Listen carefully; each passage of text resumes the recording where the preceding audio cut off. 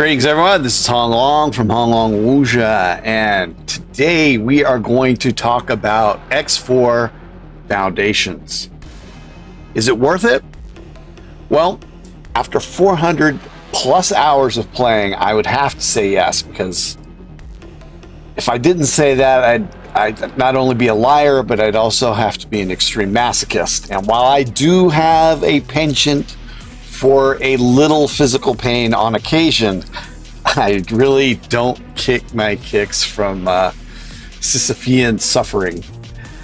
I just got this game last year during this Steam Winterfest, and I knew next to nothing about it.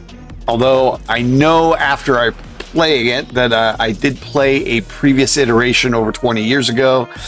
I picked it up last year for a mere $5.99, and it was the last game I chose, and the decision left me leaving No Man's Sky on my wish list. At the time, I also bought Stellaris, Everspace 2, Homeworld Remastered, Mass Effect, the Legendary Edition, and Nebula's Fleet Command.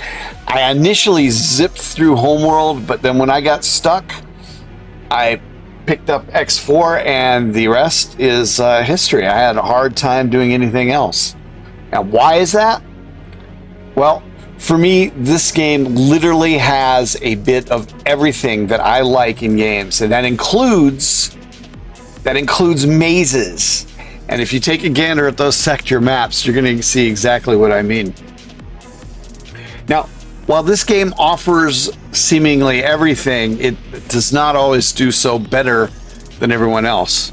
But it does offer everything, including ship interiors for the petulant. But there aren't any inner ship combat or ground combat. And while it may not be the best at providing everything, as I've said, with the exception of a few bugs, it does provide everything pretty well. Now, what exactly is X4?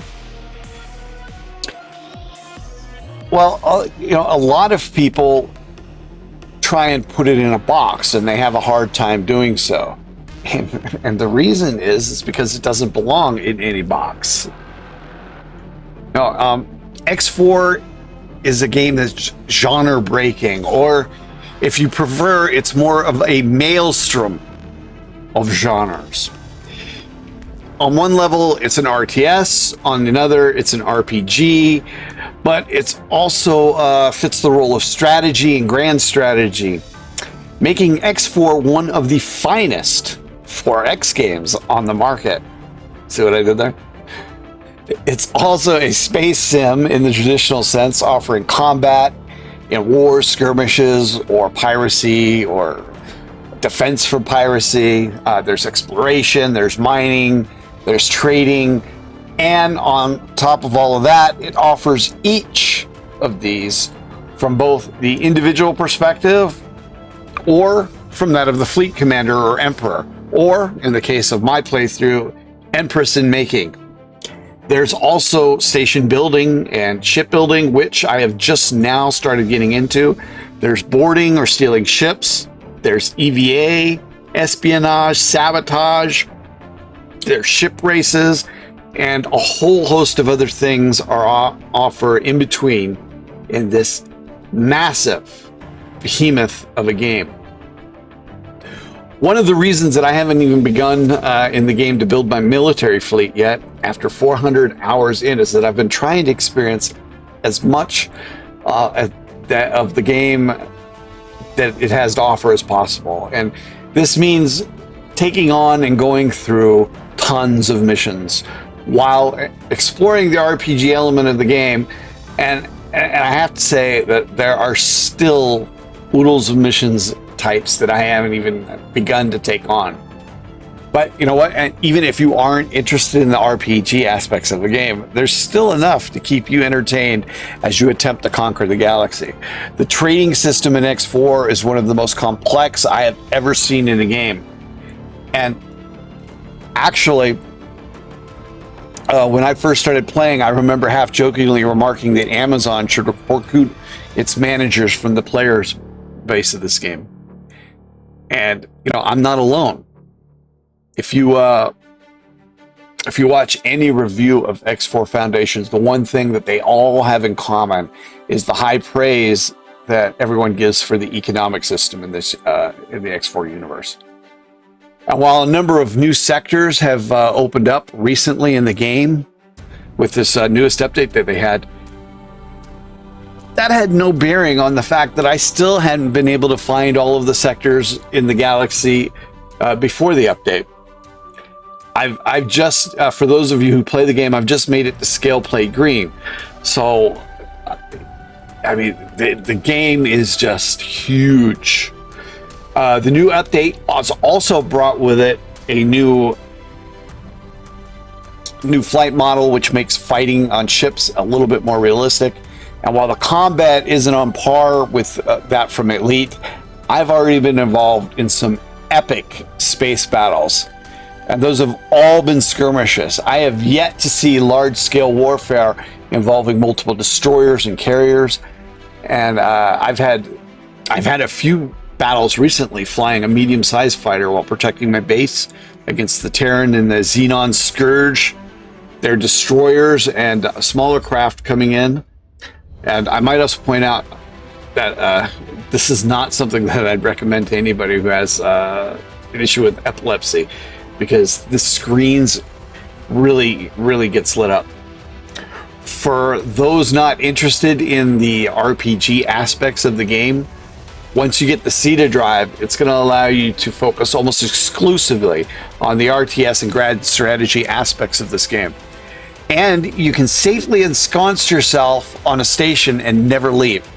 Although I would recommend building an observatory on your station so you can catch some of these amazing visibles that are to be had, especially when your station comes under attack. And another thing about this game is that while the UI is, it doesn't look the best, at least it's bad aesthetically, but it really does the job that it's designed to do, and it does so a lot better than that of a lot of other games that I can think of, but that I will not be mentioning. But I mean, the views, the visuals that you get from the live stream and external views of the stations they're just scintillating. And as I said, this game tries to do everything, and most everything it does well. But as I've mentioned, there are quite a number of bugs in the game. None of them are game breakers. There was a station building bug. There's still an issue with the station building, but it's not as bad as it was. It was really annoying when I first started playing, which you could catch a glimpse of if you check out some of my past live streams. But now, almost a year on, it's like 1,000% better. The issue I'm having right now is stations not firing their weapons.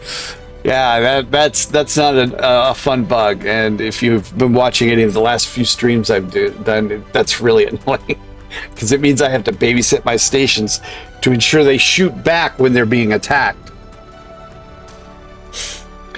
I was really so enamored with this game that after the first 2 weeks of play, I bought all of the expansions, which luckily were discounted. So I wound up paying a grand total of $50 for the base game and all of the downloadable content, except for timelines. So I really lucked out there.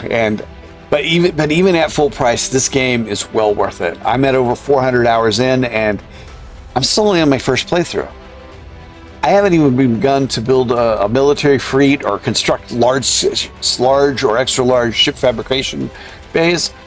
There's a lot of thinking involved in this game, and I don't even think I've scratched the surface of this game strategically.